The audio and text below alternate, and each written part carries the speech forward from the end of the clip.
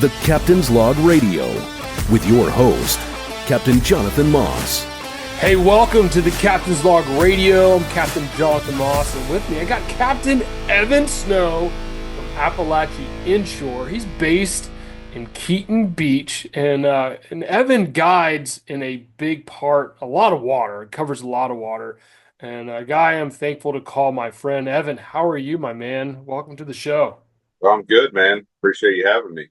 Absolutely. Let's start specifically on where you are located and where you're guiding. I know where you are. We fished a couple times together and love being up there in your area, but let's tell those who are listening here on the Outdoor Radio Network, where exactly are you located? I live and operate mostly out of Keaton Beach, Florida, which is northern peninsula, western peninsula, Florida, right at the start of the Big Bend. Basically, if you're familiar with Steinhatchee, it's 15 minutes north of Steinhatchee. So I got, eastern, I used to get all of Apalachee Bay, but now I've whittled it down more of eastern Apalachee Bay and Steinhatchee area, kind of right where the nature coast starts meeting the Big Bend area. You're kind of in that transition zone. Cool. So just so we're specific, you're not in Apalachicola. You are east of that area, further east and southeast. Yeah, that gets a lot of confusion. Yeah, Apalachee Bay is actually kind of right at in what you would call the Big Bend region, where most Apalachicola Bay is more considered the Panhandle. Similar names, but yeah, different areas. Yeah, and Cool. It's like I said, it's actually where I live is the coastline still goes north and south, but just a few miles above my house, it starts making that turn east and west. Well, Evan and I got to guide together early March. Was it early March or end of March? End of March. End of March. I think it was last week of February, first weekend of March. Yeah. Man, I tell you, time is flying by. I've had so many trips with spring break this time of year, man. My boat's a mess. My truck's a mess. I haven't seen my wife in weeks. My kids don't remember my name. Like, it's been busy over here. So since that, but the redfish camp, we were together. We spent 3 days guiding, and I got to go out a day early with Evan and Captain Jay Carson, who's been on the show a few times. But Evan was really instrumental in helping me find fish for that redfish camp. Evan and Jay together, and that first day of pre-fishing, man, we got down. And guys, got to remember, I have never fished this area before, so I am just like super excited to fish new water, but also like I've got to pay attention. I'm not on a fun trip where I can just not think. I have to think. I have to pay attention. I have to remember what we're doing, what we're looking for, because I'm supposed to take clients here a few days later. And we get to an area where, and I don't want to blast any spots, but we get to an area that was just gorgeous. Water's crystal clear. The grass is beautiful. And we're finding groups of fish. And the redfish, in fact, the first redfish, is that right? Yeah, the first redfish caught in my brand new kayak was caught by me that day we were pre-fishing. And honestly, Evan, I didn't think we were going to catch any fish that day because they were acting so strange. You remember what happened with a couple of those redfish with those, what we were doing with our lures? You remember? I have several specific moments with our lures smacking fish, like dragging the lure over their face and over their bodies, like hitting them with it, and they wouldn't react. Do you remember that? Yeah, it was what I remember about that day is we had some weaker tides and no wind. Yeah. So it was like an aquarium, it was flat calm, no tides, no water movement, plenty of fish around, super spooky and uncooperative. You saw them everywhere, but getting the bite was tough. And I think if I remember correctly, that redfish you caught, I think you caught it on a swim bait or something like that, and you just you just kind of dropped it right on his nose, and probably like the third cast, trying to just, you know, aggravate him, and finally you just saw his mouth open, and you just kind of like And just stirred a finally, little bit and ate it. he Yeah, finally but you had to reacted. force feed him. Yeah, Uh, it was wild, man. It was wild.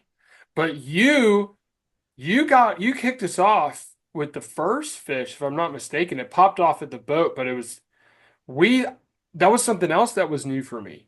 Normally, when I find schools of trout, like right now here in the Indian River Lagoon and where I'm at in Titusville, Evan, I could take you to a spot and you could catch 60, 70, 80 trout. No problem. I'm talking one after the other. But they're what I call schoolie trout. They're not big. They're 12 to 18 inches. You might find a couple over 19, but the majority are in that 12 to 18 inch range. But on that particular day that we were scouting, we found schools of trout. Do you remember that? And they were all giant trout. Big, big trout.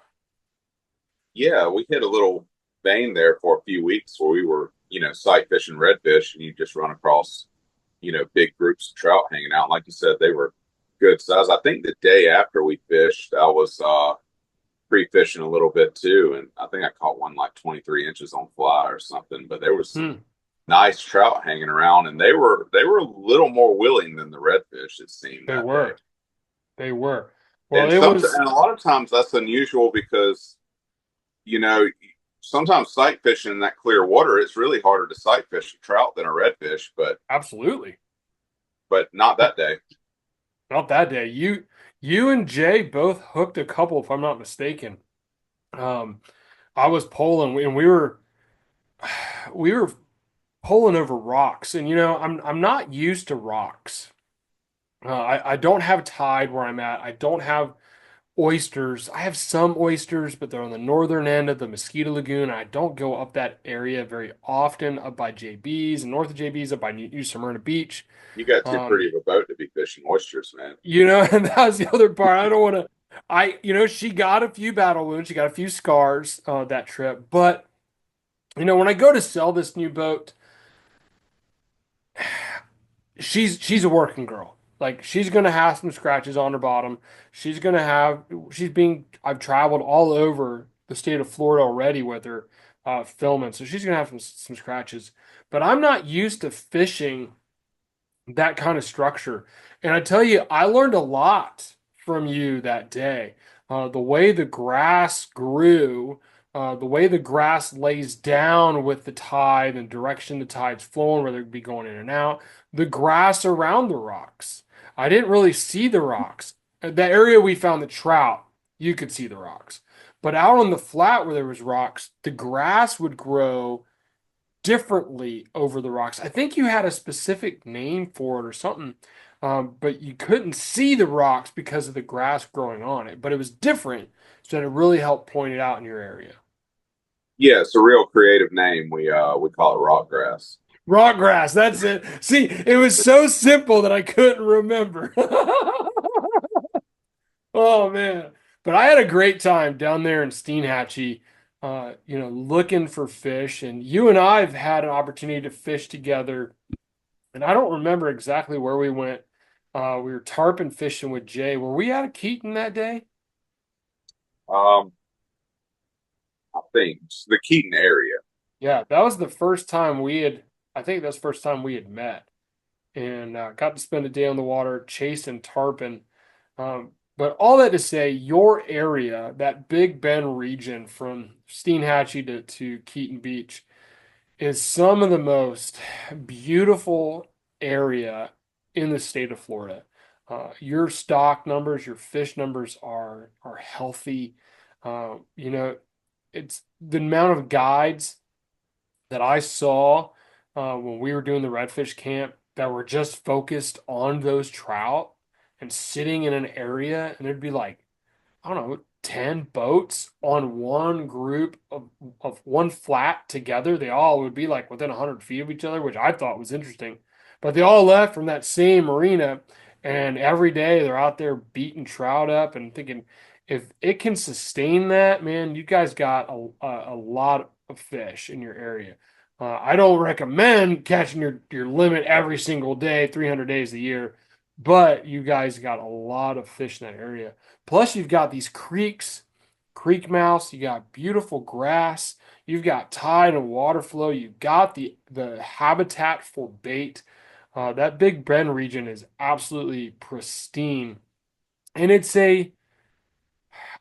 I say this respectfully, it is a step back in time.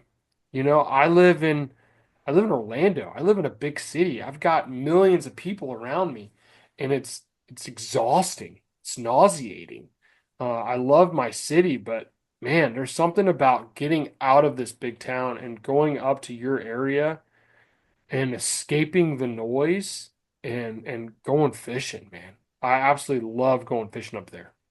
Yeah, it's not for everyone. It's I like to call it country on the coast. I live 20 minutes from a grocery store. It's just a Yeah. little fishing village. If you're not into fishing, there's not a lot to do. But a lot of the water quality and a lot of the grass and stuff like that, we're really lucky not to have to deal with a lot of issues a lot of parts of Florida are right now, just because there's not the development, there's not the people here. Um, you know, More times than not, when we're on the water, we're not even inside of a house or any kind of structure. So, we don't have a lot of the issues that they have. And we're thankful for that. They have in other parts of the state as far as water quality issues or anything like that. Awesome.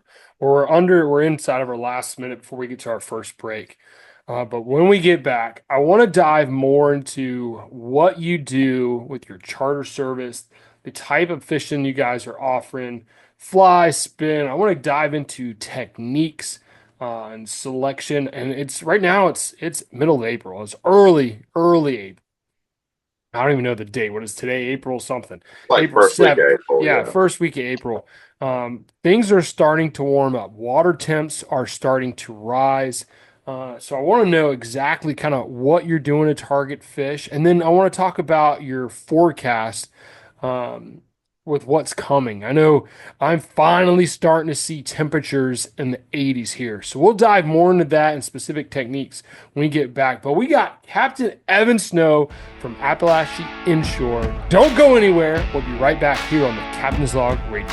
This is the Captain's Log Radio with your host, Captain Jonathan Moss. We'll be right back.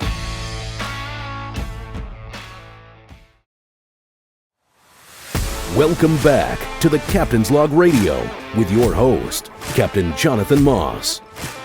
Hey, welcome back to the Captain's Log Radio. I'm Captain Jonathan Moss. I've got Captain Evan Snow with me today.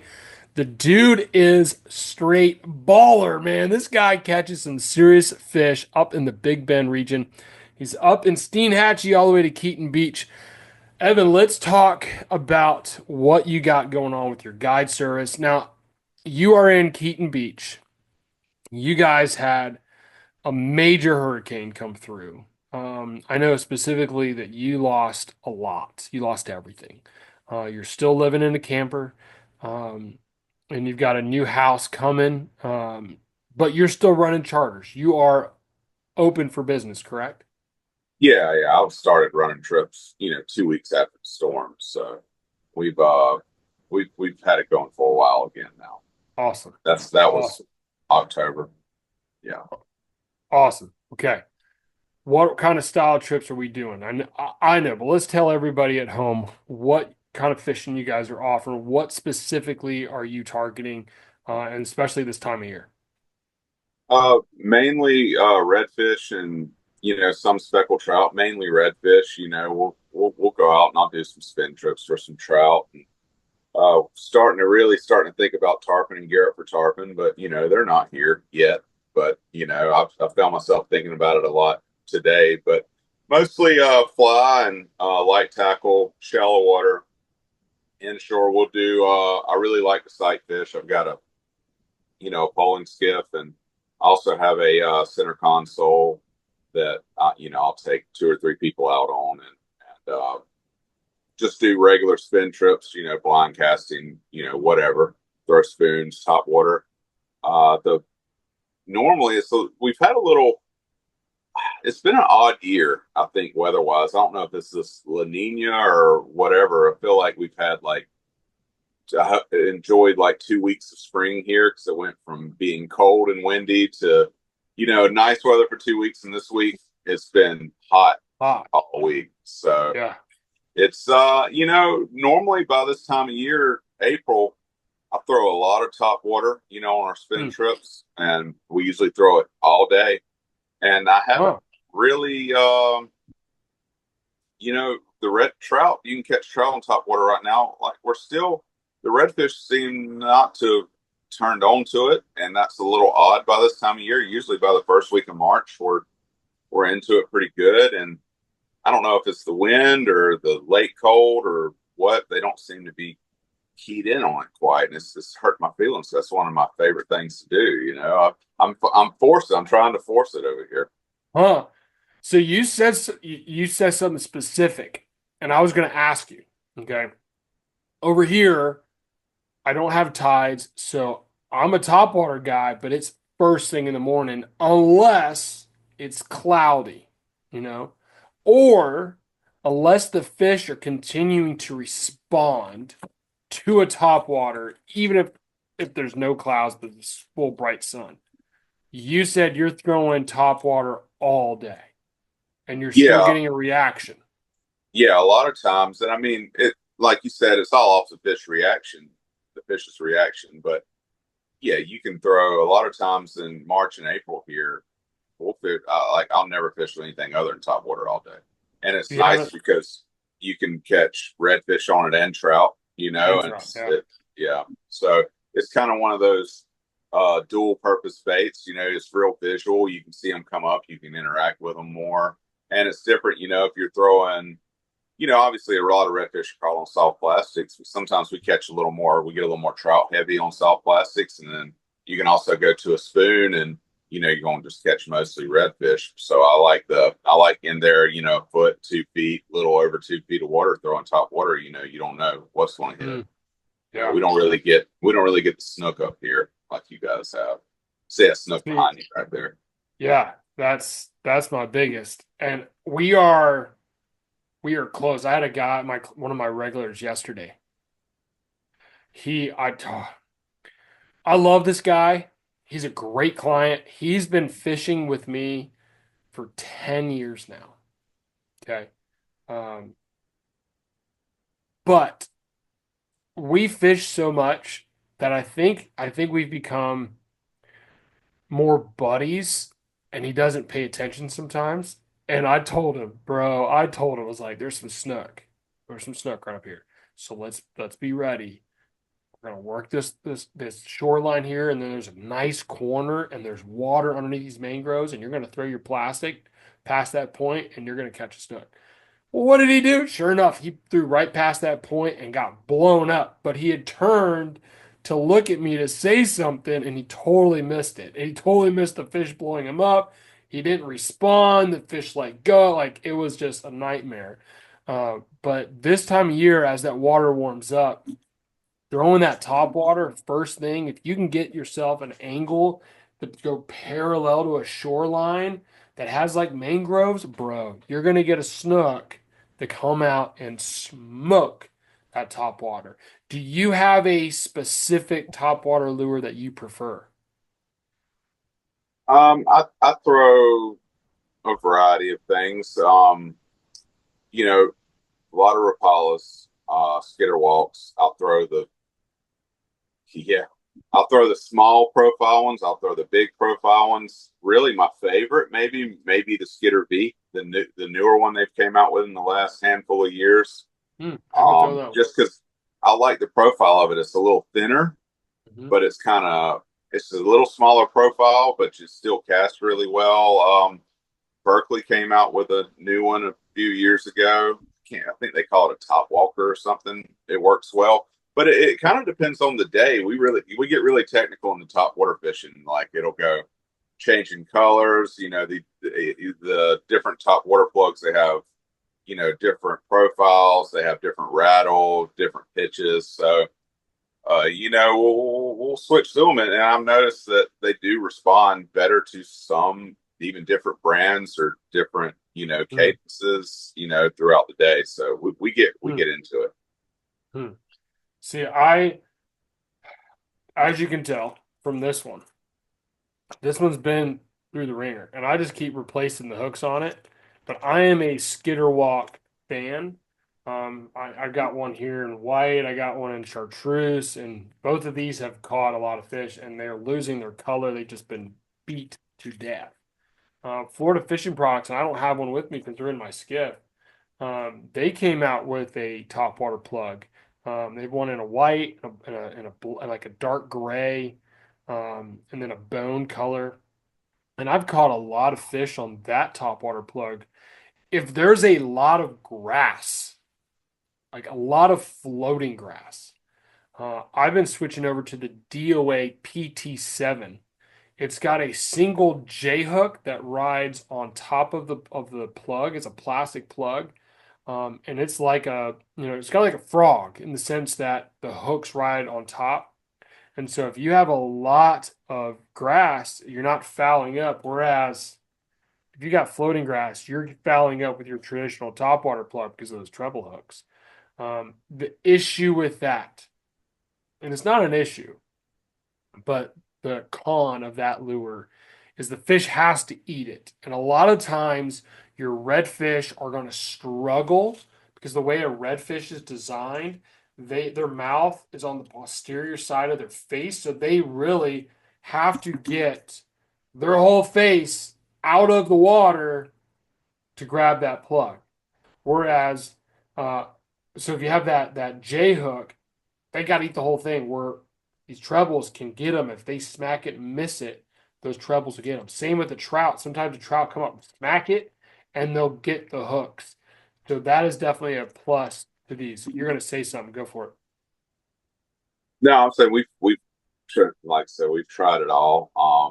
We'll go to inline hooks if there's some grass, not heavy grass. I've thrown Yeah. the DOA lure you're talking about in heavy grass when they're really keyed in on top water. A lot of times we'll go J hooks, but J hooks are better for bigger redfish. You miss a lot of strikes with trout, like you're saying, because it's almost the same concept. Like they almost need to eat it, and then those inlines catch when they're pulling out. Like a lot of the Yeah. side strikes you'll miss with Mm, them, and then same with trout. You don't seem to yep. catch so many trout on the inlines. Um, it's just whatever you fish for. Bigger redfish seem to do well with the inlines versus your medium slot redfish because I feel like they really come up, kill, and eat, better. And also, unless you got like 3X, hooks or something, a lot of those factory treble hooks will bend out on a bigger Mm, fish. yeah. And so the inlines seem to be a little more beefy and tough for that. Um, yeah, but you were talking about a redfish having to stick his head out. That's the cool thing about catching them on top water is because Yeah. they're taking their head out of the water to eat it. They're And exploding it. They they're they they're really they're have to very propel willing. themselves. Yeah. Yeah. Another thing about those inline hooks, it's better on the fish and it's better on us taking the hooks out because it's a single hook as opposed to they get that lure all twisted up in their mouth and you've got to get this treble out. It's a lot easier to get it out and it's a lot better on the fish because it's only going to get the single hole in their face as opposed to that treble going in two or three times in one spot and really Yeah, and sinking in. it'll get in their throat sometimes and Yeah. all, the lead hook that's out while you're fighting them. Yeah, it definitely is probably Yeah. not the easiest on the fish to catch them that way. But as you mentioned, there are pros and cons to both, and really you need to have multiple lures of that sort. If you're throwing a top water, you need to have the ones with the J hook. You need to have that PT7 that's weedless. You need to have the regular skitter walk with the trebles because sometimes you have to change up to turn depending on the circumstances that you have in front of you, and you don't know unless you're prepared. I love throwing top water. I love watching fish boil up behind it. I love that explosion. I don't care if it's fresh water. I don't care if it's a bass eating a frog off a lily pad or even throwing a topwater around schooling bass. I love seeing that explosion.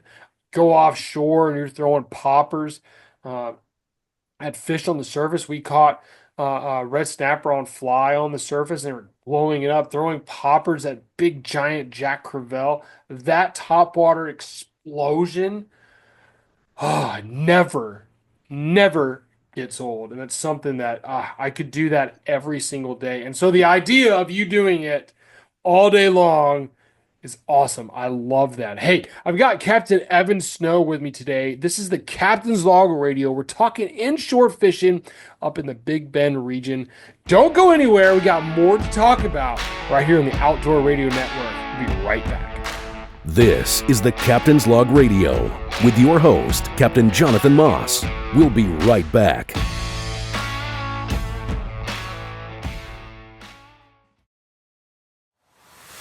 Welcome back to the Captain's Log Radio with your host, Captain Jonathan Moss.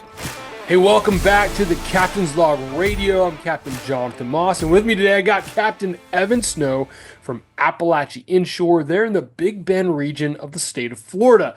Now, before we continue this conversation, guys, I want to connect with you on social media.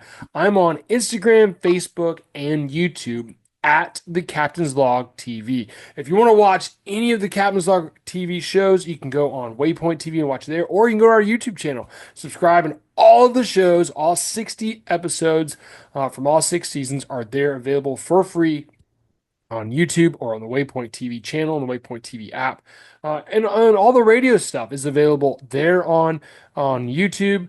It's on Spotify, iHeart Radio, Apple Podcasts, and of course, all the social posts on Instagram and Facebook. So make sure you're connected. Make sure you are plugged in at the Captain's Log TV on Instagram, Facebook, and YouTube. Evan, let's continue this conversation. We're talking about springtime fishing, redfish, and trout.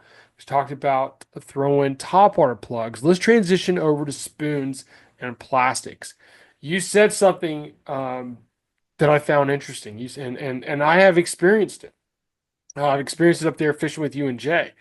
The redfish really seem to be keyed in on spoons, whereas if you want to catch more trout, you're switching over to the plastics. Why do you think that is, man? Well, I have a theory on the spoon thing. We catch a lot of redfish on spoons here, and so I can go way down a rabbit hole on this. And I guess I'm gonna get started, but I feel like the way the fish feed are a little differently because sometimes when we're in an area with a lot of trout, I feel the spoon get thumped a lot, and I never come tight. And generally, I'm like, okay, without seeing the fish, I'm like, that's trout, and I can grab another rod with like a plastic on it and throw it and start catching trout. I just feel like the way their mouth are built and the way they feed, redfish, they come up and they eat, they power through stuff and they eat it. They don't have the teeth in the mouth. And I feel like they'll really like get that spoon in their mouth where they get hooked, where trout are a little more slashy. I think they try to strike from the side. Maybe they hit it differently. And sometimes that spoon just doesn't hook a trout. Even if it will draw a strike, I think the way that their mouth's designed, the way the spoon's designed, they just don't get hooked as much. And if you want to go a little further down the rabbit hole on that is plastic, say you're throwing a swim bait, I will work my swim bait differently if I'm targeting a redfish versus a trout. If I'm throwing a redfish in our area, I don't want to speak to everybody because I know it's different everywhere. But if you work it more steady, say you're throwing a paddle tail or something and you're working it more steady, it seems like, maybe straight reeling it with just a bump here and there, or even just straight reeling it, it seems like you'll draw those redfish strikes a little more. They seem to like more of a static retrieve. Whereas if you start getting erratic and you start jerking and bumping and stuff like that, I feel like you can throw the same bait, work a different way, and it gets more bites from either fish. Trout seem to like it a little more erratic and a lot of bouncing or jerking and stuff like that. See, you said that to me when we were pre-fishing. I was throwing a spoon, and you kind of chuckled and like elbowed me and said, "Why are you twitching that spoon? Stop twitching it and do a straight retrieve, and you'll catch more redfish." And sure enough, that was the ticket. And I told you I'm so used to jerking a bait, whether I'm working a plastic or not, I'm always having a twitch. That's how I fish my lures here, where I'm adding that extra little erratic motion, giving it a little bit more flair, giving it a little bit more vibration. Maybe pop, pop, let it sit for a second. But in your area, it was, hey, do that straight retrieve, and you're going to catch more redfish with that spoon. And it played true. It worked out. It played out. Well, my philosophy on a spoon is, it's just a stamped out piece of metal with a hook on it. And all it is I feel like it's drawing a reaction strike. It's a fleeing bait. So it's coming by, and when that fish sees it, it's got to make a decision like, hey, I need to eat this thing or it's going to get away. And I always coach my people with a spoon. I straight reel my spoons all the time. Like, we don't do any jerks because I feel like if you get too much slack in the line, you get a drop in there, then you lose its action. You lose that fleeing quality to it. Hmm. I just feel like, and a lot of times, like redfish will bump it before they get it. You'll feel it tap, tap, tap, and then it'll go tight. And I always coach my anglers not to set to the strike on a spoon. Reel through those. If you feel bumps, keep reeling. Don't change anything until you feel weight. Then you can raise the rod tip and get tight with them. Because I feel like a lot of people, if they try to set the hook to the strike, it pulls that spoon away, and then you create slack in the line. That spoon drops, and it loses all of its flair, all of its quality. And it's just a And they piece of turn metal off. laying on bottom, and it seems like they lose interest in it. Yeah, yeah. Are you particular on which spoons you like? I throw Aqua Dreams pretty much 100% of the time. I'm not saying they won't eat other spoons. That's just the ones I like. Yeah. See, and when I during redfish camp, I threw day one, I threw aqua dreams, and I only had one. I only had one. So I went to that massive marina, I'm going blank, Sea Hag, and um I bought one aqua dream, and I bought two or three of the Johnson Sprites, the gold ones. Silver minnows. That's what I bought. Silver minnow, the Johnson silver minnow, but it's gold. It's still, they named it a silver minnow, but it's gold. And the rest of the week, the Johnson spoon caught more fish than the aquatrine.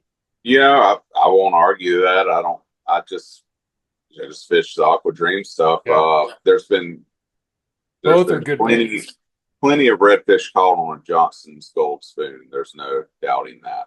Yeah, I like the both Aqua are Dreams. You great can baits. replace the hooks on them. They have the weed guards on them. I don't know. Does Johnson's have a weed guard on it? Yes, I like, and I prefer the one with the J hook as opposed to the one with the treble from the Johnson. Yeah, yeah, for sure. And it has a weed guard. There's so much grass in our area. I mean, there's seagrass and stuff like that, and treble just collects every little bit of grass you have. So I like the Aqua Dreams. I like the little ripple in them. Seems like it catches light from different angles. You have the Yeah, replaceable hooks, it's the stamped replaceable out, guard. which looks really cool and provides a lot of reflection. When the first time I fished with Jay, he threw the Aqua Dream, and he was out fishing me, and I was like, I'm not stupid. Cutting this one off. Give me one of those, man. I know how this works out. But it's like we were talking about with the top water plugs. They sometimes they key in on a certain thing, and Yeah, it's not standard every day. Sometimes they eat a different cadence, and the spoons can be the same way. Some like yesterday we were throwing, and it seemed like I had one of those Aqua Dreams, but it had like a little pink sticker on it. It was gold with a little pink sticker on it. They seemed to be keying in on that one a little more huh? yesterday, but that's not always the case. It's just every day's different out there, and you just gotta see what they like. You just gotta see what Every they're day is doing. different. I know a lot of guides in my area that will not take locals fishing because they're afraid they're going to lose their spots, and they ask me why I do. Like my client yesterday, he's local. He has a boat. He lives here, but he still books me 5 times a year. And I say that right, what you just said. Every day is different. The fish are gonna move. I feel like the fish find an area they like, they get happy, and then they get found. And everyone finds them. Everyone beats them up. and 3 or 4 days later, they move. And so you've got to have that previous knowledge. You've got to have time on the water to figure out where these fish went, figure out where they go. And having that time on the water allows you to go, okay, let me pull out my captain's log. Let me scroll through. What did I do here last year? Where was I finding fish? Oh, here we go. Let me go check out that spot. And that was the thing. We pre-fished.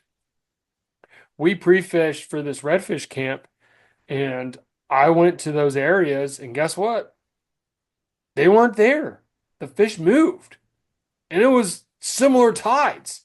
There was a little bit more tide than the day we pre-fished because it was so calm that first day. It was like little water movement, but they moved. The first day, I found so many tails.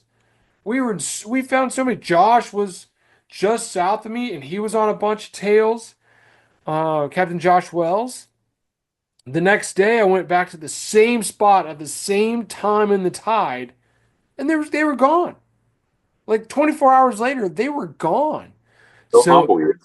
every day is different. And being a guide, man, you have to have multiple plans uh, to figure those fish out. So that's key though. Every day is different, and you never know. They And might key in. and it's not always where, but when. Especially when you're dealing in a tidal situation like we deal with. You said you don't have much tides, and those fish are going to, they move a lot through the tide. So, and if the tide only goes down to say a foot and a half versus if it's going down to a zero, then when you hit that foot and a half, they're going to be, different at that point of the tide than they do if it only bottoms to a foot instead of bottoming to a zero. Yeah. They're running a route, and it's really different. It's a lot of when, not where. And what are they And doing? Where are they winding up on a high or a low? And where are they coming from? And what is their exit route out? and it's amazing how these fish have it figured out. More They so than me. more so than us a lot of times, man. It's unbelievable how they know exactly when to move in. They feel the water flow coming in, they feel the water flow coming out, and they move with it, and they stage in certain areas, and they want to be in certain spots at certain parts of the tide because of the amount of water and where they feel comfortable, where they feel safe, and where they can ambush and eat food. It's really, really fascinating. We got a minute left. This time of year, if I wanted to throw a fly, what kind of flies are you throwing? I mean, there again, it depends on the tide. It depends on water clarity. When we're fishing shallow grass, low tide stuff, we'll do like light flies. Real bright conditions, clear water, I'll go natural colors. If it's a little more tannic, I like a white or something stand out. Low tide, it's a light fly. When the water gets up, we'll have to throw something with some lead on it. I'm more about where the color and where the fly sits in the water column than actual patterns and styles and all this. I feel like if you just show a fly that looks decent to a fish, you get it to him. It's not getting too under him, or it's not, taking too long to sink to him. That's the key. It's a Hmm. lot of weight and how you fish them in the column more so than specific patterns. Awesome. Awesome. I agree with that 100%. Hey, I've got Captain Evan Snow here on the Captain's Log Radio. We're talking fishing in the Big Bend. Don't go anywhere. We got one more segment. We got more to talk about here on the Captain's Log Radio. I'm Captain Jonathan Moss, and we will be right back. This is the Captain's Log Radio with your host, Captain Jonathan Moss. We'll be right back.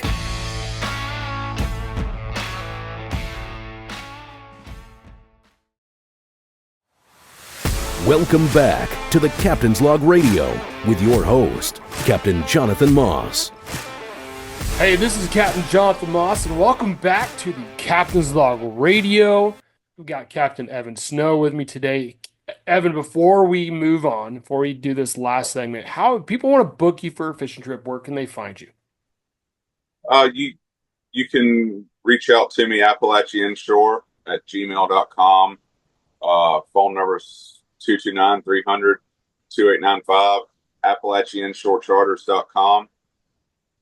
Get a hold of me. Yeah. Awesome. Well, I don't want to dive into this too much. but it is something that is very loud right now in the fishing industry. And we recently had a video go viral. And by we, I mean there was a video that went right viral. It had nothing to do with us, of a charter captain uh, losing his temper. And I don't want to talk about it. But what I do want to talk about is when we're on the water, okay, we need to be conscientious, number one, of other people. We need to think about how close we are getting. And things happen. Okay. I get it. I have pulled around a corner and there been someone there. I had no idea they were there and they get mad. And I'm just like, I'm turning around, man. I had a good client with me the other day and I ran it. It got really, really, really windy. And there's very few places to hide. I made a long run to get into an area that I knew had fish, and there was somebody in there. I was so annoyed and so mad, not at them, but at them. I couldn't say Feel that. anything, couldn't care. Like, they beat me to it. Like, they had the same thought. And so, more power to them. It's not a big spot. I had to turn around.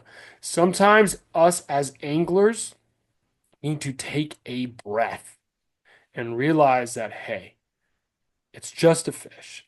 And I love to fish. I love to catch fish. I love to chase fish. But more importantly than fish, I love my family. I want to come home to my wife. I want to come see my kids. Okay. I want to I want to pet my dogs. Like, I want to come home. All right. So losing our cool on the water with each other is just not worth it. So if you're listening and you're on the water, and you're upset about something, hey, let's just take a second and reflect, because this guy is now in a world of hurts over something really stupid. I don't know, Evan, what do you think? Am I off here? No, I mean, you got to keep it in perspective. I mean, I'm sure if he had to do it over again, he wouldn't have done it. And that kind of stuff happens. I mean, that was caught. The kid happened to have a GoPro on, so it went super viral. But man, that happens more than I think people realize. Like, Oh, there's it like does. heavy conflict on the water, like a lot, and it don't always get filmed. And most of the time, it doesn't get filmed. And that's a lot of to the guys and stuff out there. It's something to think about, right? Like, hey, maybe cool it a little bit. I'm not saying it's just guys, because there's plenty of people that conflict that are Yeah. not guys, but I don't know. At the end of the day, it's just fishing. It's supposed to be fun, especially as a guide. You don't want to put your clients through a situation like that. There's been times where people have done things to me, and I've said something to another boater, and I don't try not to lose my temper. I just say my piece and move on. I'm not going to get in any kind of big conflict. But even then, I try not to do that, because you don't know how the other boater's going to react. Because any Yeah. kind of remark can, like that guy, I mean, I don't know him personally. Um, but you don't know. It's like road rage. It's like, someone cuts you off and you give them a bird finger and they follow you home type deal. You Yeah. just, it's best just try to avoid it as much as possible. You, Well, you one never know what thing. somebody's going through, what's going through their head, what Oh, kind of day yeah, they've had. Like, I don't know. That's eye opening. it is. Yeah, when we were up in your area, I was surprised how close the airboats would run by you and how close, like, other boats would drive by when we were fishing a flat. And I was just like, okay, like, nobody cares. It's crazy. And I see it all the time. I happened to a friend of mine. I texted him, and I'm not gonna say who it was, but one of his videos went viral a couple days ago, and he was fishing a shoreline, and this dude in a bay boat literally drove between him and the shoreline that they were casting, and he's like, "Thanks, man. Like, what are you doing?" We have to start thinking, and you have to start thinking, if that person's fishing, if I was that person fishing, what would I want someone to do? Go around, provide some space. Okay. Do unto others, right? Do unto others. Absolutely. And then also, if you make a mistake, be apologetic. Or If somebody's doing something wrong, don't be a hothead and provide some opportunity, to make it a teachable moment. And it's all about approaching the way you approach. I remember one time I was going fishing and I parked in a parking lot. It was like 5 in the morning. And I parked in a parking lot it was a metered lot and I took up like 6 spaces. And I didn't pay the meter because I was going to be in this spot, take up these 5 spaces for like 5 minutes. And it was 5 in the morning. There's a lot of fives there. Well, I ran up to grab some ice out of the condo, and then I came back down. Literally was gone 5 minutes, and the meter maid, the cop, the parking attendant guy, was writing me a ticket, and I approached him really hot, like, "What are you doing? You don't need to write me a ticket. I'm literally leaving.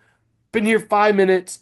And the dude freaked out, like, "Whoa, whoa, like, chill out, man, chill out," and got really nervous. And I was like, "Oh, I screwed up." So then I apologized and I was like, "Hey man, I'm sorry. I shouldn't have talked to you that way. I'm just going fishing. If you want to write me a ticket, write me a ticket. I'm breaking the law. I'm taking up 5 spaces, but it's also 5 o'clock in the morning. No one's going to the beach. Like where I was at was beach parking." And the dude totally chilled out and he's like, "Okay, you're right, man. It's not a big deal. Where are you going fishing today?" We started talking about fishing. How we approach situations can make a huge, huge difference. So yeah, let's just be nice. That's an easy thing to start doing and have a great time out on the water. All right, moving on, Evan. Let's talk about, you mentioned it at the beginning of the show. It's that time of the year, man. I'm starting to see some tarpon up my way, but they all are juvenile. I've been throwing DOA makes like a 6 inch soft jerk. It's like a fluke style soft plastic. And I've been nose hooking them with a 2/0 Aki owner hook. It lands really soft. The reason I'm throwing that right now, these tarpon are up to 20 pounds, and there's a lot of big mullet in this area. And I'm trying to slide that plastic up under the mangroves because they're laying in the sand.